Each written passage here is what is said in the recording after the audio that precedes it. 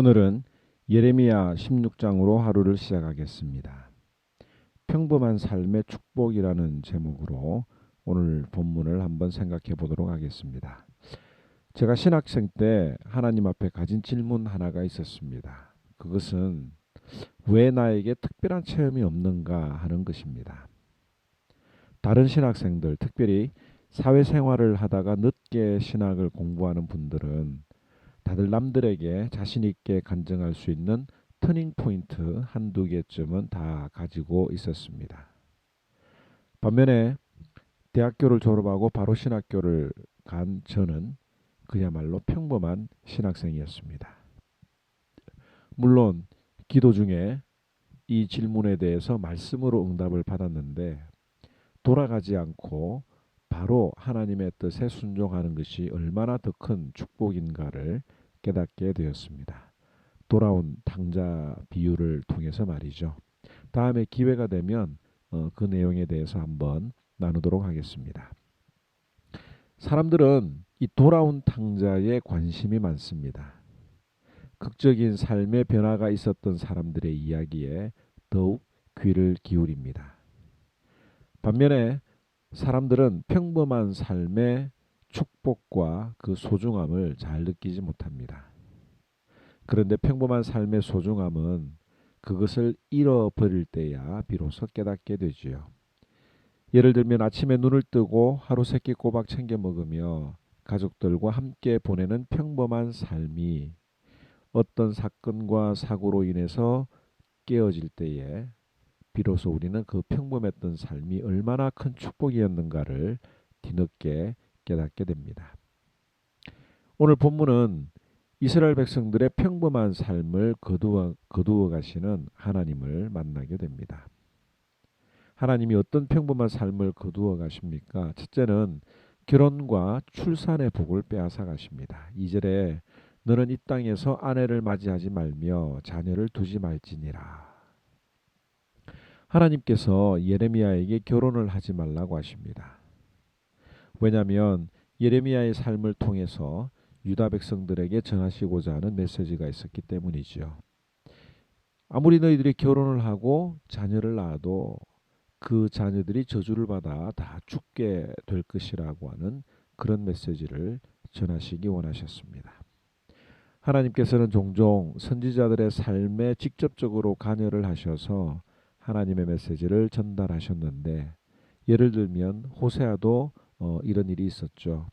하나님께서 호세아에게 음란한 여인과 결혼을 하게 하고 그 자녀를 낳게 하셨다는 일들을 아마 여러분들이 잘 아실 것입니다. 이 말씀을 준비하면서 하나님이 저에게 예레미야처럼 결혼하지 말라고 하셨으면 어떻게 했을까 제가 잠시 고민을 해봤는데요. 결론은 제가 예레미야가 아닌 것에 너무 감사를 하게 됩니다. 요즘 세대는 결혼을 꼭 하지 않아도 생각하거나 또 아이들의 인생을 완벽하게 책임지지 못할 바에는 낳지 않는 것이 현명한 것이라고 하는 생각이 점점 많아지고 있습니다. 신자들 중에서도 이 생각에 고개를 끄덕이실 분들이 있는지도 모르겠습니다. 그런데 저는 결혼과 출산을 사람이 계획하고 조율하는 것이 아니라 이것이 하나님께서 은혜를 거두어 가시고 있는 결과가 아닐까라는 생각을 해보게 됩니다. 한국의 결혼과 출산율이 점점 줄어들고 있는 것이 사회적인 이슈가 되는데 내가 선택하고 싶어서 그렇게 한다고 생각을 하지만 하나님께서 그 복을 거두어 가시고 있는 것은 아닌가 조심스럽게 생각을 해보게 됩니다. 둘째로 하나님께서 초상집과 잔치집에 가지 말라고 하십니다. 5절에 보면 너는 초상집에 가지 말아라. 가서 곡하지도 말고 유가족을 위로하여 주지도 말아라. 이것은 내가 이 백성에게 베푼 평화와 사랑과 자비를 다시 거두어 드렸기 때문이다. 또 8절에도 보면 너는 사람들과 함께 앉아서 먹고 마시는 잔치집에도 들어가지 말아라. 왜냐하면 하나님이 흥겨운 소리와 기뻐하는 소리를 사라지게 할 것이기 때문이라고 말합니다. 하나님께서 희노애락의 즐거움과 기쁨이 다 사라지게 할 것이라고 하셨습니다. 그리고 예레미야 너부터 그런 삶을 살아라. 초상집에도 가지 말고 잔치집에도 가지 마라. 그래서 너의 삶을 통해서 백성들에게 하나님의 뜻을 전하라고 오늘 본문에서 말하고 있는 것입니다. 그렇다면 우리는 여기서 이런 생각을 한번 볼 수가 있죠. 왜 하나님께서는 이런 평범한 삶의 기쁨을 제거해 버리셨는가? 그 이유는 백성들이 하나님을 버리고 하나님을 떠났기 때문입니다. 10절에 이스라엘 백성이 우리가 하나님께 어떤 죄를 지었습니까? 라고 물었습니다. 하나님 앞에 자기들이 어떤 잘못을 했는지 모르고 있다는 거죠. 그랬더니 하나님께서 대답하시기를 11절에 너는 그들에게 대답하기를 여호와께서 말씀하시되 너희 조상들이 나를 버리고 다른 신을 따라서 그들을 섬기며 그들에게 절하고 나를 버려 내 율법을 지키지 아니하였음이라고 말합니다.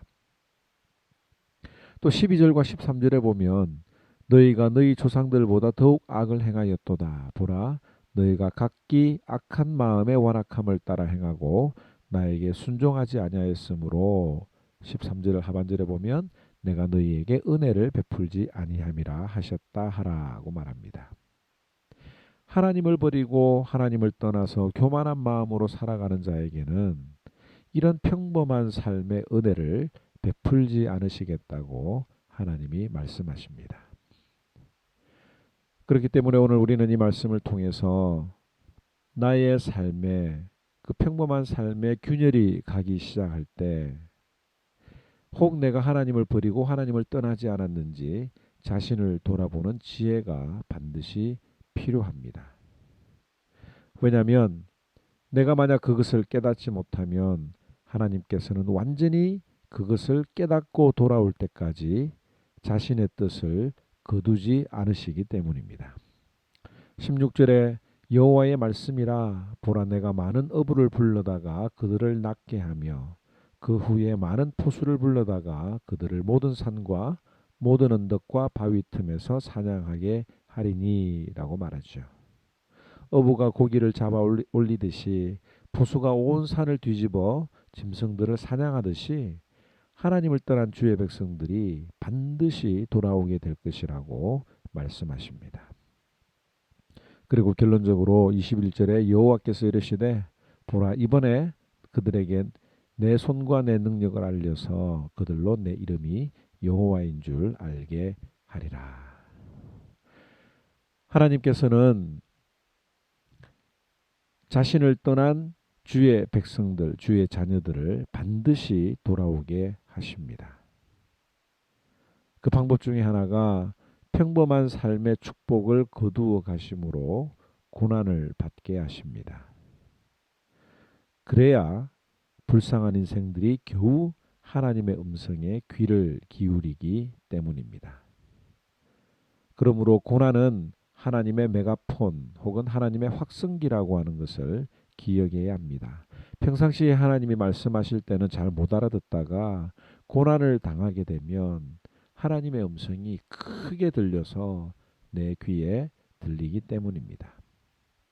그리고 반드시 주의 자녀들을 돌아오게 하시는데 그 고난에서 돌아올 때에 비로소 하나님의 이름을 인정하기 때문입니다.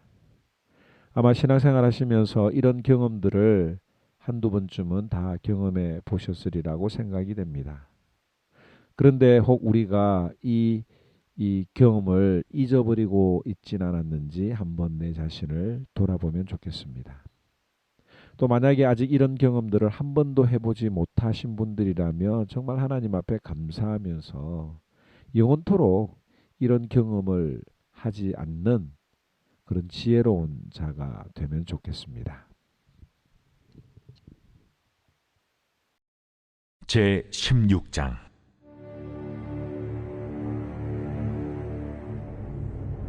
여호와의 말씀이 또 내게 임하여 이르시되 너는 이 땅에서 아내를 맞이하지 말며 자녀를 두지 말지니라. 이곳에서 낳은 자녀와 이 땅에서 그들을 해산한 어머니와 그들을 낳은 아버지에 대하여 여호와께서 이와 같이 말씀하시오니, 그들은 독한 병으로 죽어도 아무도 슬퍼하지 않을 것이며 묻어주지 않아 지면의 분토와 같을 것이며 칼과 기근에 망하고 그 시체는 공중의 새와 땅의 짐승의 밥이 되리라. 여호와께서 이와 같이 말씀하시되, 조상집에 들어가지 말라. 가서 통곡하지 말며 그들을 위하여 애곡하지 말라. 내가 이 백성에게서 나의 평강을 빼앗으며 인자와 사랑을 제함이라. 여호와의 말씀이니라. 큰 자든지 작은 자든지 이 땅에서 죽으리니 그들이 매장되지 못할 것이며 그들을 위하여 애곡하는 자도 없겠고 자기 몸을 베거나 머리털을 미는 자도 없을 것이며 그 죽은 자로 말미암아 슬퍼하는 자와 떡을 떼며 위로하는 자가 없을 것이며 그들의 아버지나 어머니의 상사를 위하여 위로의 잔을 그들에게 마시게 할 자가 없으리라. 너는 잔치집에 들어가서 그들과 함께 앉아 먹거나 마시지 말라. 만군의 여호와 이스라엘의 하나님께서 이와 같이 말씀하시니라. 보라, 기뻐하는 소리와 즐거워하는 소리와 신랑의 소리와 신부의 소리를 내가 네 목전 네 시대에 이곳에서 끊어지게 하리라. 내가 이 모든 말로 백성에게 말할 때에 그들이 내게 묻기를, 여호와께서 우리에게 이 모든 큰 재앙을 선포하심은 어찌 됨이며 우리의 죄악은 무엇이며 우리가 우리 하나님 여호와께 범한 죄는 무엇이냐 하거든, 너는 그들에게 대답하기를, 여호와께서 말씀하시되 너희 조상들이 나를 버리고 다른 신들을 따라서 그들을 섬기며 그들에게 절하고 나를 버려 내 율법을 지키지 아니하였음이라. 너희가 너희 조상들보다 더욱 악을 행하였도다. 보라, 너희가 각기 악한 마음에 완악함을 따라 행하고 나에게 순종하지 아니하였으므로 내가 너희를 이 땅에서 쫓아내어 너희와 너희 조상들이 알지 못하던 땅에 이르게 할 것이라. 너희가 거기서 주야로 다른 신들을 섬기리니 이는 내가 너희에게 은혜를 베풀지 아니함이라 하셨다 하라. 여호와의 말씀이니라. 그러나 보라, 날이 이르리니 다시는 이스라엘 자손을 애굽 땅에서 인도하여 내신 여호와께서 살아계심을 두고 맹세하지 아니하고 이스라엘 자손을 북방 땅과 그 쫓겨났던 모든 나라에서 인도하여 내신 여호와께서 살아계심을 두고 맹세하리라. 내가 그들을 그들의 조상들에게 준 그들의 땅으로 인도하여 드리리라. 여호와의 말씀이니라. 보라, 내가 많은 어부를 불러다가 그들을 낫게 하며 그 후에 많은 포수를 불러다가 그들을 모든 산과 모든 언덕과 바위 틈에서 사냥하게 하리니, 이는 내 눈이 그들의 행위를 살펴보므로 그들이 내 얼굴 앞에서 숨기지 못하며 그들의 죄악이 내 목전에서 숨겨지지 못함이라. 내가 우선 그들의 악과 죄를 대나 갚을 것은 그들이 그 미운 물건의 시체로 내 땅을 더럽히며 그들의 가정한 것으로 내 기업에 가득하게 하였음이라. 여호와 나의 힘, 나의 요새, 환난 날의 피난처시오. 민족들이 땅 끝에서 죽게 이르러 말하기를, 우리 조상들의 계승한 바는 허망하고 거짓되고 무익한 것뿐이라. 사람이 어찌 신 아닌 것을 자기의 신으로 삼겠나이까 하리이다. 여호와께서 이르시되, 보라, 이번에 그들에게 내 손과 내 능력을 알려서 그들로 내 이름이 여호와인 줄 알게 하리라.